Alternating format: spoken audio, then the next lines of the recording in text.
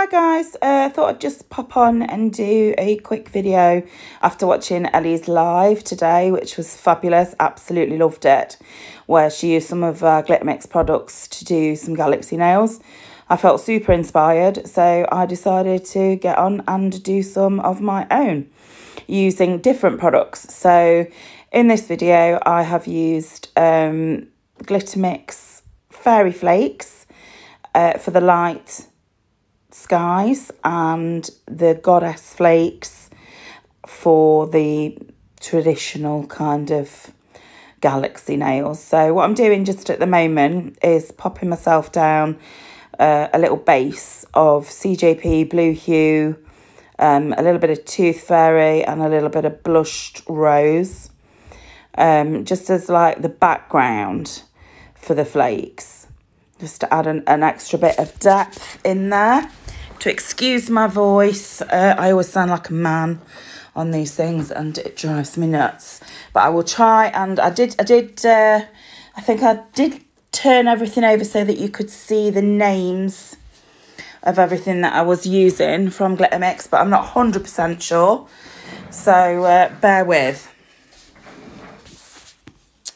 Yeah, so that one is from the Fairy Flakes collection. That's Primrose. And then we've got Fliss and Tinkerbell.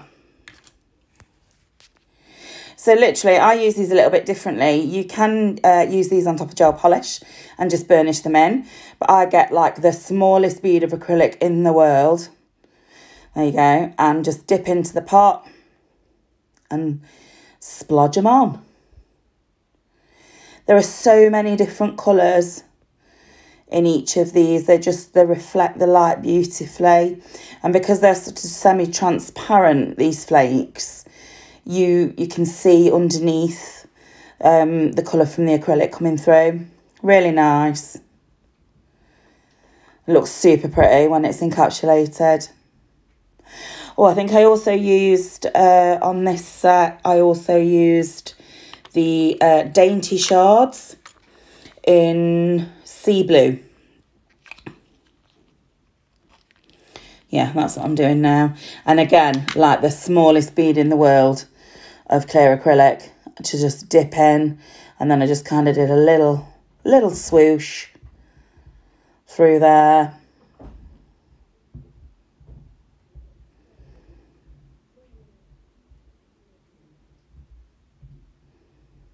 Keep everything nice and flat. Pat it down as you go. Then, I don't know whether Chloe's still got these or not, but these tiny little blue stars are absolutely perfect for this. And I used some of the Silver Hollow stars as well. Again, I'm not sure if they're still in stock or whether they'll be coming back into stock. But you only need a few, and there's so many in a pot. So again, I always, I know some people put these bits and pieces on with a bit of glue. But again, I just use a tiny, tiny wet bead of acrylic and just pop them on.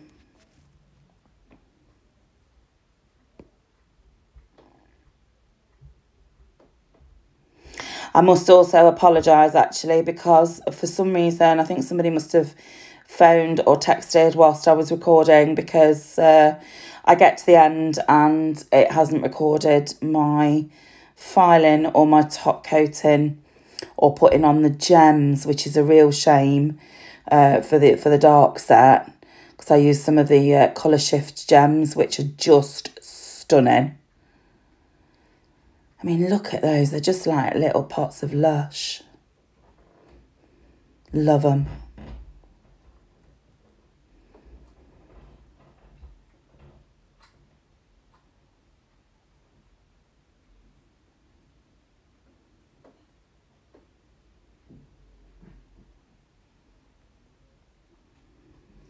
So moving on to this sort of darker, more traditional galaxy nail, I'm picking up a really small bead of CJP Opium Noir. Obviously, if you were doing this on a client, you would have your clear base down beforehand. So you don't want to be staining anybody's nail plate with these really pigmented colours. And then I'm doing like a really loose marble with CJP Black Magic. the Opium Noir and a little bit of Blue Hue as well in some places. Again, it's just that background. I mean, you get huge coverage with the flakes. You know, you could cover a whole nail with the tiniest amount. But I just like to have that sort of extra dimension to my nails, so that no matter, you know, how the light catches them, they look different and they look pretty.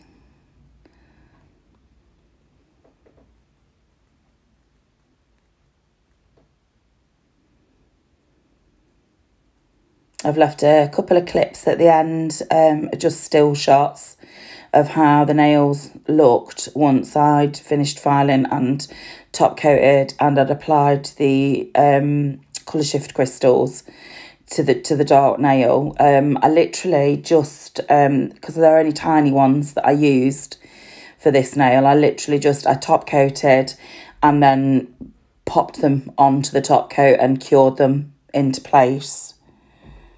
But they are perfect for this kind of set. They're purple and blues.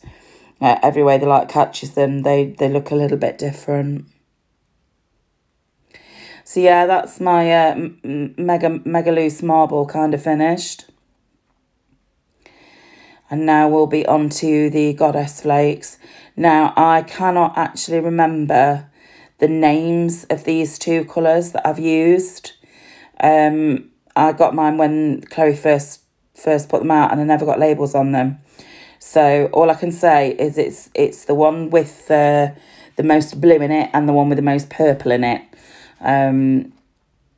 You'd be able to tell on the website when you look. But aren't they just beautiful?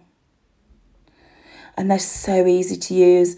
This is such a quick way to add a little bit of something special to your sets, like when we all are allowed to actually go back and work on real people. I mean, this is just, it's mega easy, mega quick. And although, I mean, the pots aren't full, they're not chock-a-block full.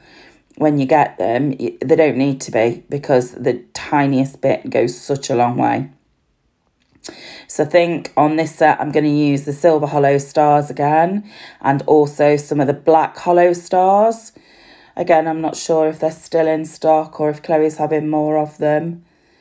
I'm sure everybody's probably got something similar in their kit. And if not, get yourselves to Glitter Mix. Get your 20% off. Use my code Katrina20 for a little cheeky discount. I mean, look how full those pots are. It's ridiculous. Like, I'll never need to order silver hollow stars again. I like these pots of stars particularly because there are lots of different sizes in them. So you've got some big ones, some small ones, some teeny tiny ones. So you can follow the flow of your design right down through to the tip, even on a stiletto nail. Like right down to the point, which is fab. Because the last thing you want to be doing is putting your stars on and then filing half of them off. Because they're actually too big once you've encapsulated them. So that's the bonus to having all these multi-sized ones.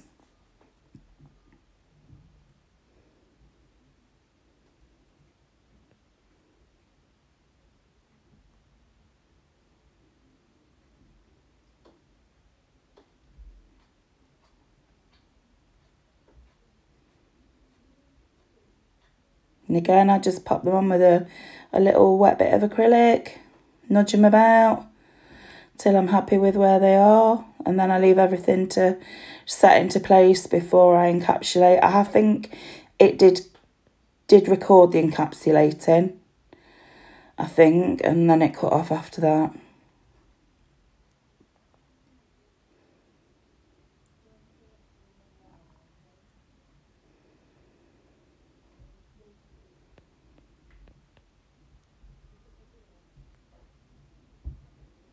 So just wetting the surface with a little bit of monomer, just to help the clear acrylic to flow over all the nooks and crannies of all the flakes and the shapes.